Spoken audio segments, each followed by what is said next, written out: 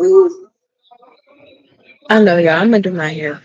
I'm terrible. So good. All right. So let's get into this Bible studies and we'll get to that. So last time we left off, y'all had some homework. We had some homework. Did we do the homework? If we didn't, we about to review. All right. So we were supposed to read Genesis 18 through 19 and Matthew chapter 6, 1 through 18. So that should take us to the 9 o'clock hour, and then we're hopping off of here, okay? So Genesis we go. Oh, would you look at that? It's a table of contents. Learn something new every day. You just been flipping and finding. So Genesis is actually the first book in the Bible. So we're looking for Genesis 18 through 19. We're gonna read that. Found it. What do you know? It's not highlighted. All right. I don't need to hear this to stay sucker free. Stay sucker free. Okay. All right. It says, and the Lord appeared to him by the oaks of Mamre as he sat at the door of his tent in the heat of the day. He lifted up his eyes and looked, and behold, 3 men were standing in front of him. When he saw them, he ran from the tent door to meet them and bowed himself to the earth and said, O Lord, if I have found favor in your sight, do not pass by your servant. That's a bar. Let a little water be brought and wash your feet. It's a long one. Wash your feet and rest yourselves under the tree.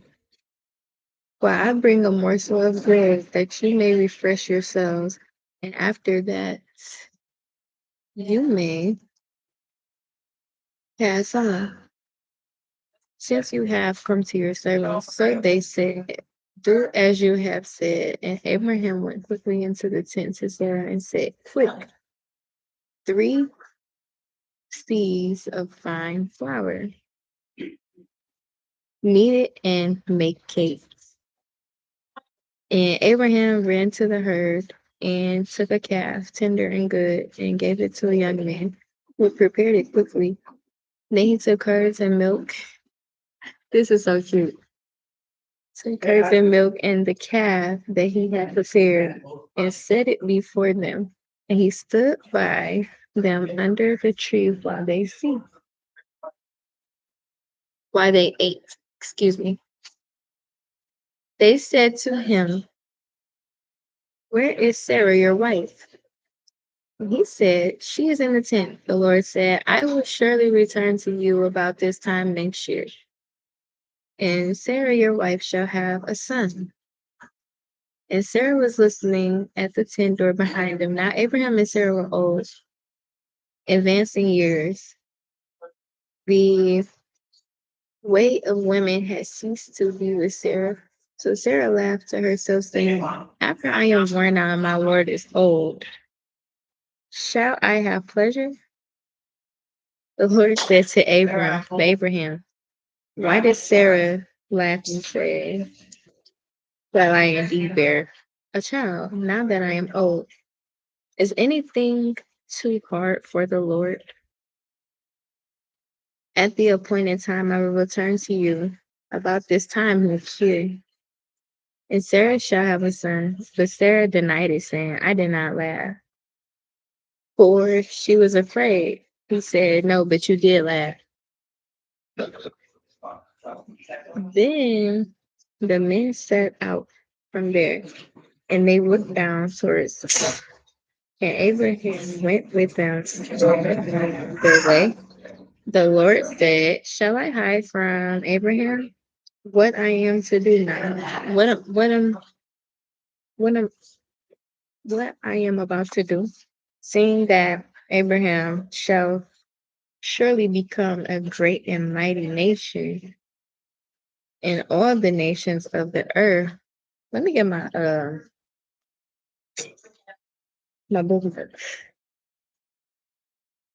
It helps. It helps. Anything else. Right. All right, where is that? Right here. And all the nations of the earth shall be blessed in him. For I have chosen him that he may command his children and his household after him to keep the way of the Lord by doing righteousness and justice, so that the Lord may bring to Abraham what he has promised. Then the Lord said, because the outcry against Sodom and Gomorrah is great, and their sin is very grave, I will go down to see whether they have done altogether according to the outcry that has come to me, and if not, I will know. This one, the title of this next paragraph says Abraham intercedes for Sodom. So the men turned from there and went toward Sodom, and Abraham stood before the Lord. Then Abraham drew near and said, will you indeed sweep away the righteous with the wicked? Suppose there are 50 righteous within the city. Will you then sweep away the place and not spare it for the 50 righteous who are in it? Far be it from you to do such a thing, to put the righteous to death with the wicked, so that the righteous fare as the wicked. Right. Far be that from you. Shall not the judge of all of the earth do what is just? Right. And the Lord said, if I find in Sodom 50 righteous in the city, I will spare the whole place for their sake. Abraham answered and said, behold, I have undertaken to speak to the Lord. I who am but dust and ashes. Suppose 50, suppose 5 of the 50 righteous are lacking. Will you destroy the whole city for the lack of 5? And he said, I will not destroy it if I find 45. Again, he spoke to him and said, suppose 40. He answered, for the sake of 40, I will not do it. Then he said, oh, let not the Lord be angry, and I will speak. Suppose 30 are found. Okay, so you sound like a I'm gonna write down these numbers. So we've talked about 50, we've talked about 40, we've talked about 30 this part. We also talked about, yep, we started from 50, 45. 30. He said, behold, I have undertaken to speak to the Lord. Suppose 20 are found.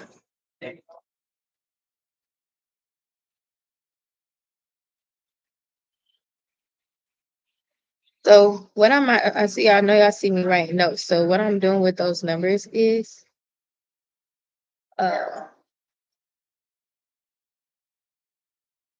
I'm creating a scale for how much life insurance to assist place it on families. So whether it be, however much the coverage amount for within that price range or less.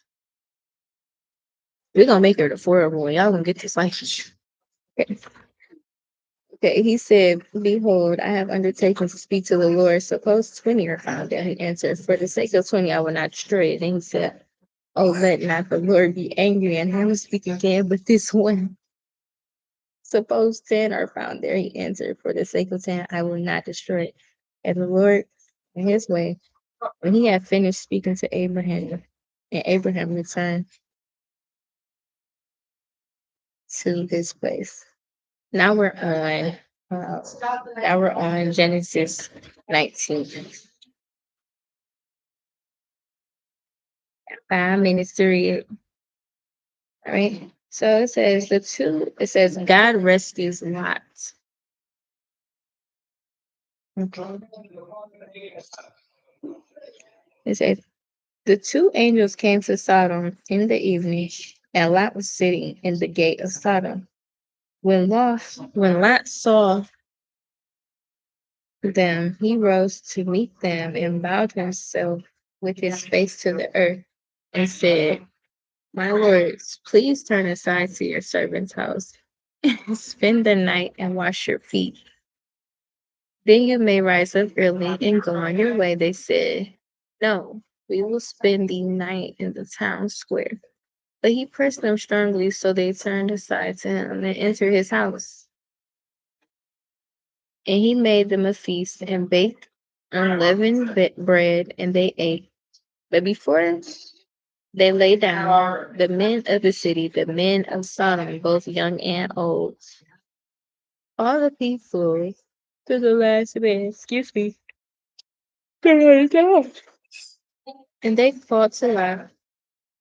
Where are the men who came to you tonight? Bring them out to us, that we may know them. Lot went out to the men at the entrance, shut the door after him, and said, I beg you, my brothers, do not act so wickedly.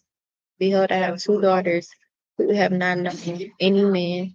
Let me bring them out to you, and do to them as you please. Okay. We're gonna read on, all right? Only do nothing to these men, for they have come under the shelter of my roof. But they said, stand back. And they said, this fellow come to sojourn, and he has become the judge. Now we will deal worse with you than with them. Then they pressed hard against the man Lot and drew near to break the door down. But the men reached out their hands and brought Lot into the house with them and shut the door. And they struck with blindness the men who were at the entrance of the house, both small and great, so that they wore themselves out groping for the door.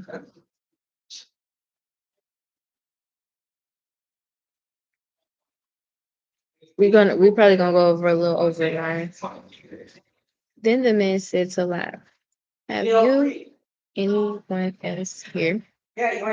Sons in law, sons, daughters, or anyone you have in the city, bring them out of the place. For we are about to destroy this place because the outcry against the people has become greater before the Lord. Oh my God. I'm like some ISIS stuff going on. And the Lord has sent us to destroy it. So Lot went out and said to his sons in law, who were to marry his daughters, up, get out this place, where the Lord is about to destroy the city. But he seemed to his sons in law to be jesting. As morning dawned, the angels, as morning dawned, the angels urged Lot, saying, up, take your wife and your two daughters who are here, lest you be swept away in the punishment of the city. But he lingered. So the men seized him and his wife and his two daughters by the hand, the Lord being merciful to him, and they brought him out and set him outside the city. And as they brought them out, one said, escape for your life, do not look back or stop anywhere in the valley. Escape to the hills,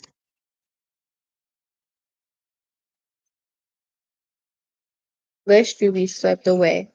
And Lot said to them, oh no, my lords, behold, your servant has found favor in your sight, and you have shown me great kindness in saving my life, but I cannot escape to the hills, lest the disaster overtake me and I die. Behold, the city is near enough to flee to, and it is a little one. Let me escape there. It is not a little one, and my life will be saved. That wasn't a question. He said to him, behold, I grant you this favor also, that I will not overthrow the city of which you have spoken. Escape there quickly, for I can do nothing till you arrive there. Therefore, the name of the city was called Zor. this part is talking about God destroys Sodom. The sun had risen on the earth when Lot came to Zoar. Then the Lord rained on Sodom and Gomorrah sulfur and fire from the Lord out of heaven, and he overthrew those cities and all the valley and all the inhabitants of the cities, and what grew on the ground. But Lot's wife behind him looked back, and she became a pillar of salt. Lord, let me not be the wife that looked back. Please, Lord. Ever. Amen. And Abraham went early in the morning to the place where he had stood before the Lord, and he looked down toward Sodom and Gomorrah and toward all the land of the valley, and he looked, and behold, the smoke of the land went up like the smoke of a furnace. So it was that when God destroyed the cities in the valley, God remembered Abraham and set Lot out of the midst of the overthrow when he overthrew the cities in which Lot had lived. This one says Lot and his daughters. Now Lot went up out of Zoar and lived in the hills with his two daughters, for he was afraid to live in Zoar. So he lived in a cave with his two daughters. And the firstborn said to the younger, "Our father is old, and there is not a man on earth to come in to us after the manner of all the earths. Come, let us make our father drink wine, and we will lie with him, that we may preserve offspring from our fathers." Bro, see, this is why I like took a break for a little bit to reading the Bible, because what time was wrong?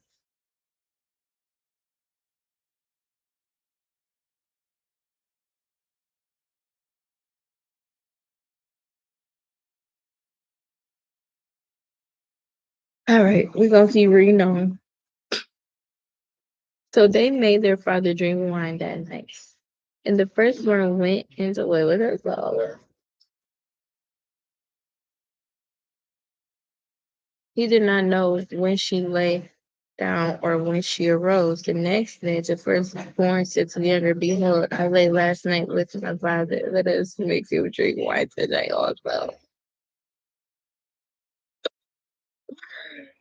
Then you go in line with him, that we may preserve offspring from our father. So they made their father drink wine that night also. And the younger arose and lay with him. And he did not know when she lay down or when she arose. This both the daughters became pregnant. Wow. Okay. So yeah. Right, the firstborn bore a son, called his name Moab. Moab. He is the father of the Moabites to this day. The younger also bore a son and called his name Ben Ami. He is the father of the Ammonites to this day. Wow, girl, that shit wild. Excuse my language. All right, yeah, that's enough for today. And